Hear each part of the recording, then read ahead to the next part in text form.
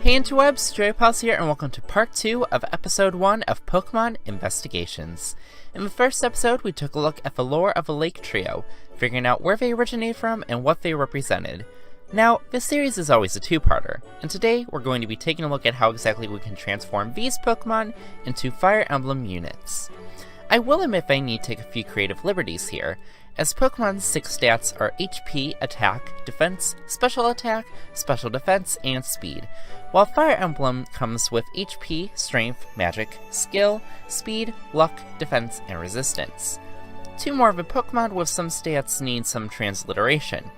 For the purpose of this video, and as will be stated before every part 2 video, I will be transforming Special Defense into Resistance, Special Attack into Magic, and Attack into Strength.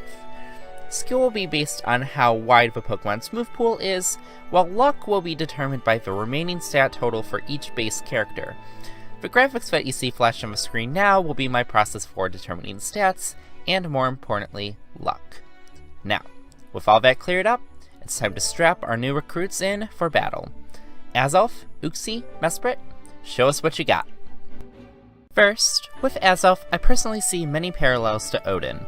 Confident and able to play on either side of the offensive spectrum, as Azelf has base 125 attack and special attack, but sometimes annoying due to no bulk and not always being able to make the kill. As such, I think Azelf starting off as Dark Mage would be a pretty good idea, and by the end of this, Azelf will be able to have equal strength and magic stats. Now, when I think legendary, the equivalent of that character-wise in Fates is a Royal. Unfortunately, Leo provides a very excellent base as he's already a Dark. By transliterating his stats and playing around with the numbers a little bit to match Azelf better, we see that Azelf is quite the glass cannon as a Dark Mage, sporting high magic, skill, and speed while sporting abysmal defenses, including a very subpar 15% in defense. Upon quote-unquote evolving into a Dark Knight though, Azelf's ferocity truly begins to take shape. While slightly dropping in magic and picking up enough strength to tie said magic, Azelf as Dark Knight is truly a sight to see. While it still remains a glass cannon, 55% in both strength and magic is nothing you can take lightly on the battlefield, especially considering the skills Azelf could have. Vengeance and Life Taker are given, but if we want to go the full Odin-based routes, Azelf would also gain access to Sword Master and Master of Arms, meaning Vantage, Swordfarer, and Astra are completely at Azelf's disposal. Azelf's personal skill will look quite familiar if you're aware of Effie's personal skill. Azelf's personal skill would be called Willpower, which allows Azelf to do plus 5 damage if the opponent's strength and magic is greater than or equal to Azelf's. This makes Azelf very potent on the battlefield, able to capitalize on those that specialize in certain battle style, such as sorcerers, Amiyoshi, sword masters, snipers, and generals. Though Azelf's stats may not be the highest, Azelf will not disappoint thanks to prowess on both sides of the offensive spectrum. Moving from offense into defense, we have Uxie, the most defensively capable of the Lake Trio in more ways than one. Often sporting Thunder Wave alongside Stealth Rock and U-Turn, Uxie is quite annoying to deal with due to its great bulk and ease of being able to cripple your team. Where Uxie does suffer most is in the offensive spectrum, with Azelf far outpacing it and Mesprit simply having more options on top of higher stats. In Fire Emblem terms, that would make a very interesting healer, as healers often have high magic and low resistance. But the opposite? As far as I know, that really hasn't been seen. Uxie, as we know, embodies knowledge, and as such taking origin from Leo's base stats simply makes quite a bit of sense. As for Final Class, I envision Uxie as a very bulky strategist, mostly taking inspiration in this decision from Leo's son Forest. After reworking Leo's stats to better fit Uxie and putting them into the strategist pre-promoted class, the Troubadour, we wind up with a very interesting unit, with defenses that look like Shuckles if he had more than 5% HP. Sporting stupidly low growths in HP and strength, while sporting stupidly high luck, defense, and resistance, including an 80% in defense all the way through, Uxie becomes quite the tank.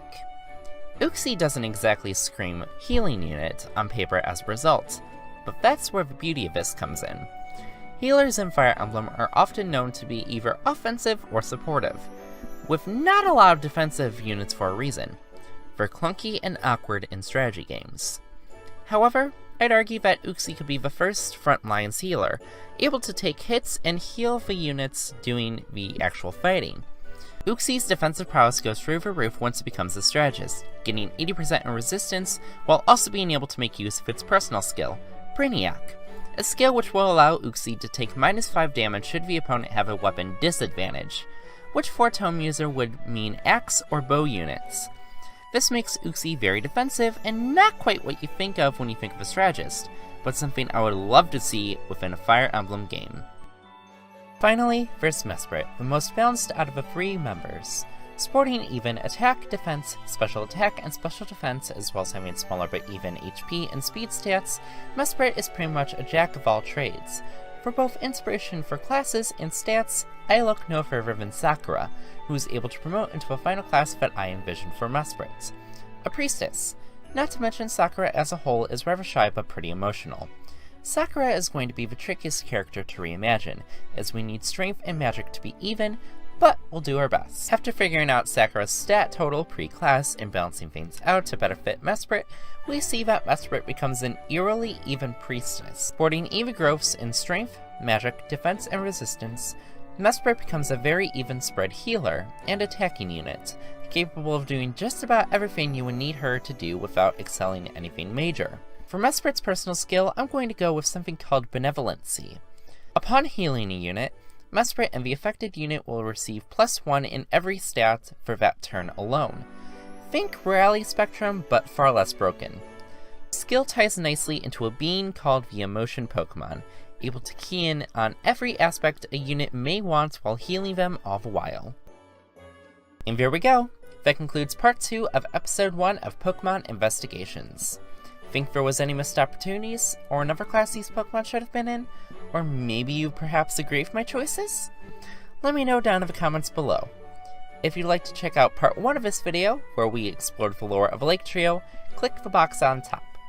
If you'd like to check out my collab with Blazing Knights, where we discussed who we felt were some of the most overrated Fire Emblem units to ever exist, click the box on the bottom. Until next time, this is Joeypals, signing out.